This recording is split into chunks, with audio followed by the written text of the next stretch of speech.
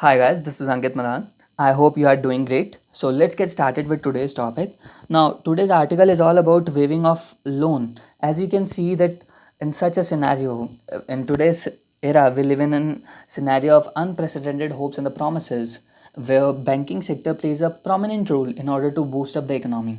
Right now, what this article states is that whether the waiving of loans is it an unrealistic approach by the industry, or there are some practical solutions which could be implemented in order to boost up the demand? Now remember this thing, the agenda is to boost up the demand so that the overall GDP can be improved, right? Now let's understand this thing very carefully. As you can see about the statistics which are mentioned over there, that the aggregate loss is about 80,000 crore in financial year 18-19 for the public sector banks. And you will be surprised to know by the figures that the gross NPA is 9 lakh crore rupees in the banking sector. Right now, covering such a scenario, you might have heard a news which was few months ago, that government has announced that the people who have taken loan, they need not to pay the installment for upcoming months just because of this pandemic scenario. Now the objective was to remove the financial burden of the from the people and make them survive in this pandemic scenario, because people were losing the job, they don't have enough money to survive in such a scenario, and they were not able to meet up their basic necessities. How they will be able to make the financial payments, right?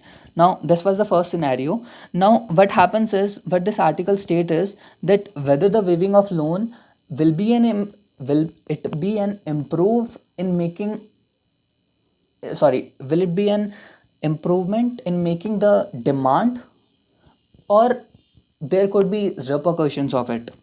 Now, as you can see, it has been mentioned that loan waiver won't be able to spur the demand, which means that it won't be able to increase the demand, that rather there would be a repercussions in long run for the economy.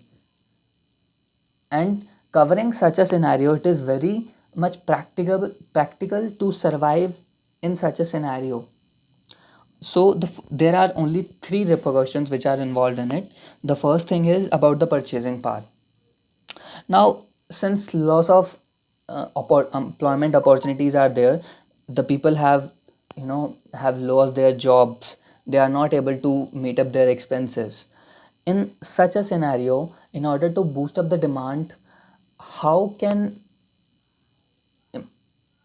a financial payment will be able to spur the demand? Because even if we see the statistics, a financial burden or loss of job cannot be substituted for the payment for the demand contraction which has made through wages cut and unemployment rate, right? And also the second thing which is involved in is about the velocity of the circulation. Now as you can see, it has been mentioned that the velocity of the money remained flat at 6.6 in the March 2019 and 20. And also there is an increase in money from January to May, about 3.5 lakh crore rupees. Sorry, it's 3.05 lakh crore.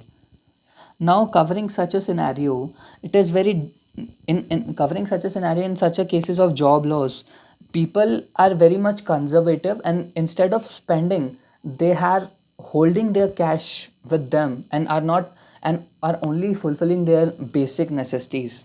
They are not implying such thing, they are not ready to make the payments which are luxurious.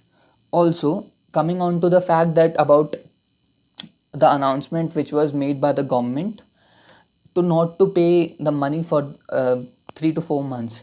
Now what happens is, have you ever wondered what could be the impact on it? For example, I as an individual have taken the loan and I am not making the payment, but what about the bank who are supposed to give money on the deposits which are made by made by the people? That is the financial burden which is already there on the banks. They are not waived off from that.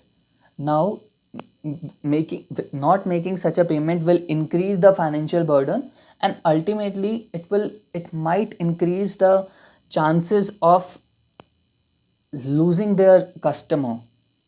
Also, in case now it will be acting as a financial burden, and also the government, because there are chances that there are people who take their full money out of the bank, and in that case there will be a shortage of funds with the banks, and they will be taking it at a higher rate from the RBI.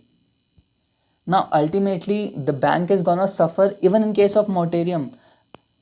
And then how can waiving off the loans would not be impacting and could be a practical solution to come up with such a scenario? In case you have any sort of opinions, you just ping it in a comment section and let's figure it out whether it's gonna be a plus point or a minus for the economy. So thank you so much.